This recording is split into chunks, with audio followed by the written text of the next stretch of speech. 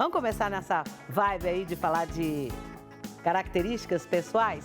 Porque nós vamos falar do transtorno de personalidade narcisista. É caracterizado por um padrão generalizado de grandiosidade, necessidade de adulação e falta de empatia. O diagnóstico é por critérios clínicos, sim. O tratamento é com psicoterapia, psicodinâmica. Conviver com as pessoas que têm esse transtorno pode ser desgastante e, inclusive, gerar uma relação tóxica. Como lidar com isso?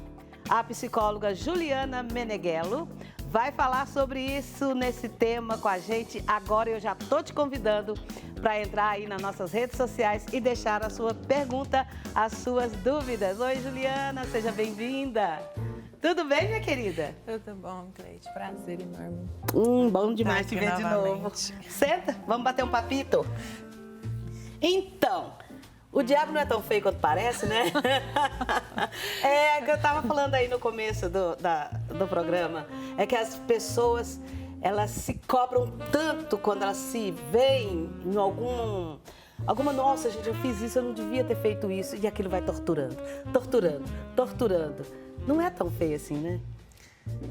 Quando a gente fala de transtorno de personalidade, Cleide, já é algo muito complexo, porque se sabe que nenhum transtorno de personalidade tem cura, tem tratamento. Certo. Né?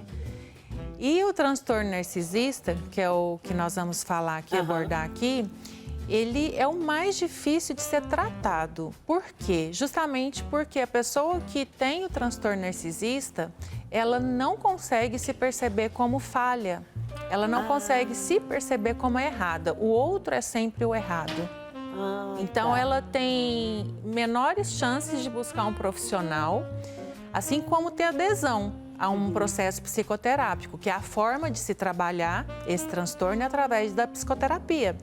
Mas como que vai trabalhar se a pessoa não consegue reconhecer, ela não tem humildade para reconhecer, e nem discernimento cognitivo, para reconhecer que ela está errada, porque faz parte do transtorno. O transtorno, a característica principal do transtorno de personalidade narcisista é o senso inflado da percepção de autovalorização.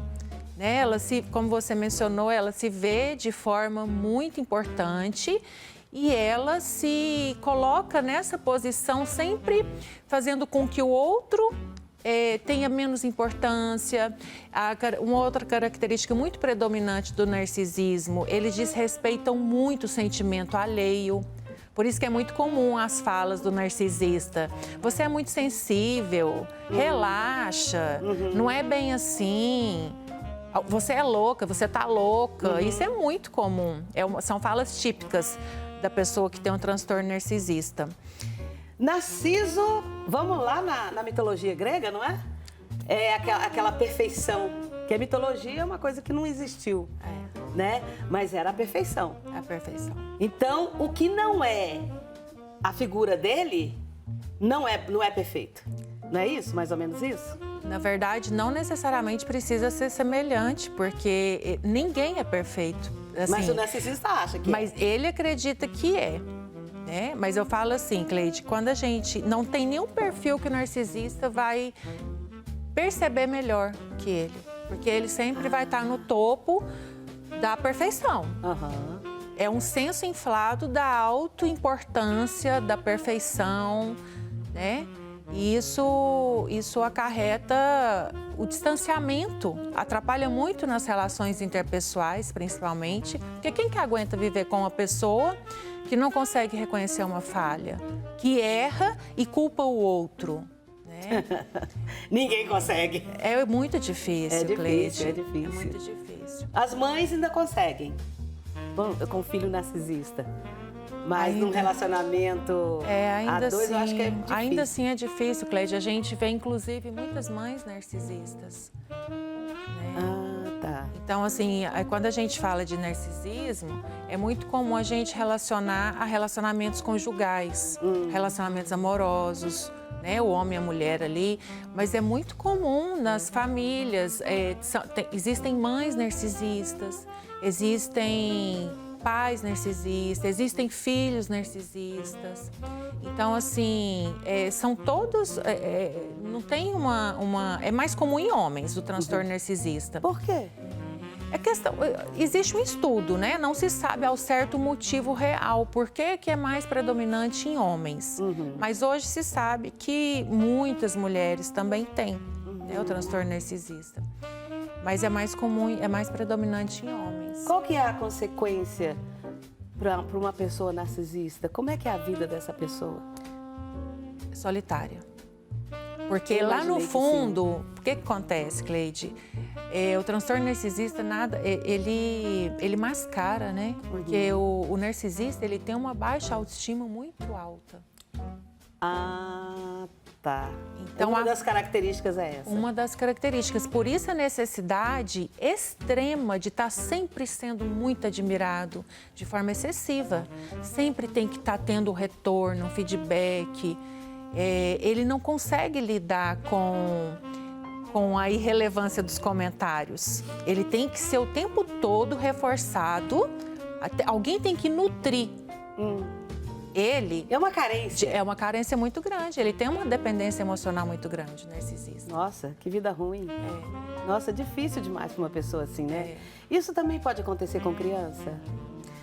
Não, os transtornos de personalidade, Cleide, a gente costuma dizer assim, que a pessoa, existe questões genéticas, existe questões ambientais. É igual psicopata. Não existe criança psicopata, existe criança que a gente chama, né, de criança sem limites, um adolescente rebelde que pode se tornar um psicopata dependendo do ambiente que ele foi criado, que ele foi inserido, como que foi essa criação, né? Então, se for uma criança que cresce sem distinguir, sem ter consciência do que é uma figura de autoridade, ele não vai respeitar. Se ele não respeitou nem a base dele, que são os pais, imagina outras figuras de autoridade. Geralmente se tornam adultos que tendem a infringir regras, leis, né? Não respeita policial, aquelas pessoas que confrontam policiais na rua. Então, geralmente são pessoas que não conseguem distinguir o que é figura de autoridade. E aí se tornam adultos psicopatas, por exemplo. Inclusive, a diferença muito assim evidente do psicopata com o narcisista é que o psicopata ele não tem nenhum receio de ser descoberto. Né? As atitudes com requinte de crueldade dele, aquele perfil dele, e o narcisista tem. O narcisista, ele é manipulativo? Muito. Muito porque ele precisa de ter o domínio da presa dele, né? Que nutre ele. Então, uma fala comum, por exemplo, do narcisista é: o que seria de mim sem você? Ou o que seria de você sem mim? Né? Ou aqueles casais, eu ouço muito isso de mulheres que recorrem a mim, que falam que os parceiros, os companheiros falam para elas: você nunca vai encontrar ninguém que te trata como eu, que te dá as coisas que eu te dou. Melhor do que eu. Então, cria uma dependência. E, geralmente, as pessoas que se relacionam com pessoas que têm um transtorno narcisista, Cleide, tanto que é importante trabalhar a questão do autoconhecimento.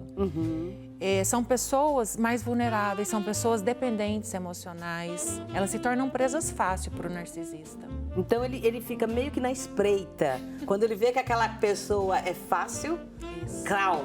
Aí vai lá sugar. É como se fosse um vampiro. Um sanguessuga. Um sanguessuga. Exatamente. Deus me defenda, guarde. Infelizmente, é assim que funciona. Aí cria uma relação. Aquela pessoa dependente, ela acaba sendo presa para o narcisista e dependente dele também. Né? É uma codependência, porque o narcisista também vai precisar dessa pessoa que é dependente emocionalmente, tem uma ferida que não foi trabalhada e ela precisa de que o outro esteja manipulando ela para ela se sentir em movimento. Bullying, criação, pode desenvolver esse transtorno? Com certeza. É o ambiente que eu me ambiental, referi, então. Cleide.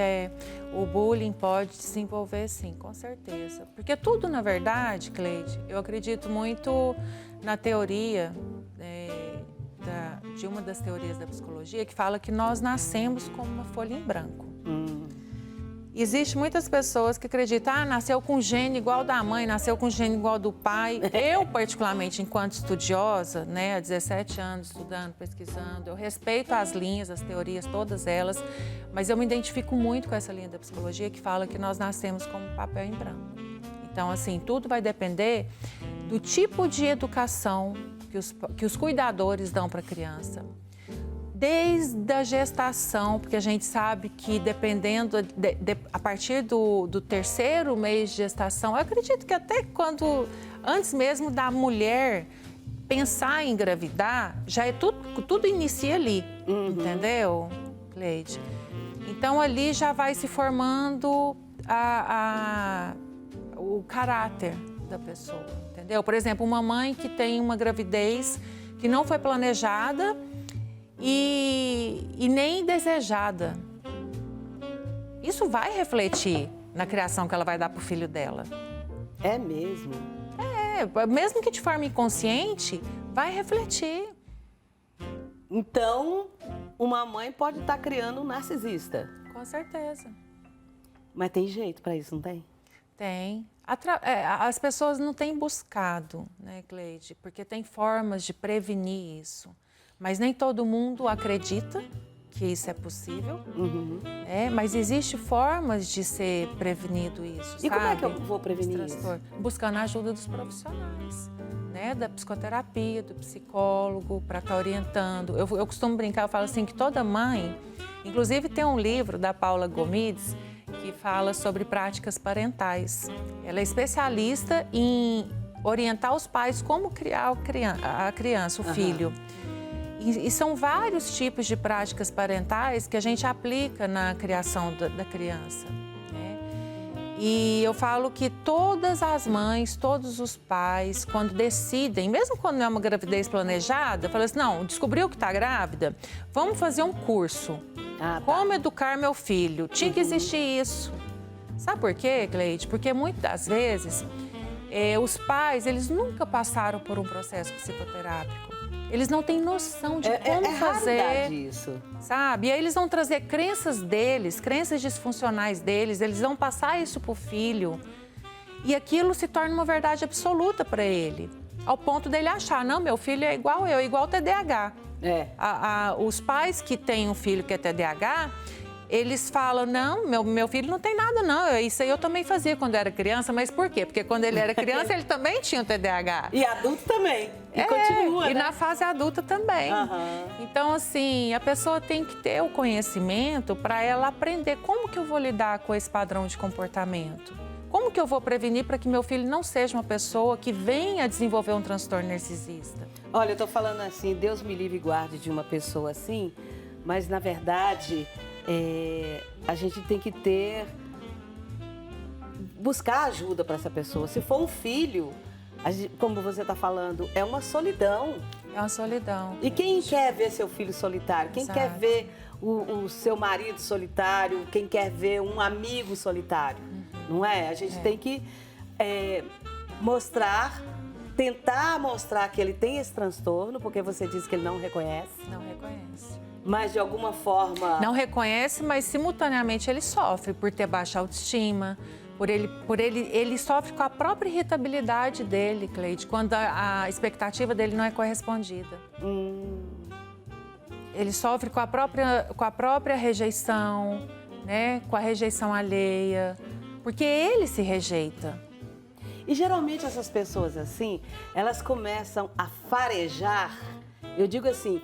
Estou num ambiente que eu vou entrar agora, vou para um show. E eu tenho esse transtorno. Aí eu começo a farejar e olhar para... Alguém está olhando para mim, alguém vai me criticar. Geralmente as pessoas são assim? Eles não aceitam crítica, né? Eles não sabem lidar com crítica, não sabem ouvir que eles estão errados, é onde eles ficam geralmente alterados, às vezes agressivos. E é interessante que um padrão comum de comportamento do narcisista, quando ele é descoberto, né, que ele cometeu algo e ele é descoberto, ele tende a ter um comportamento muito agressivo também. Ai, meu Deus, ainda tem isso.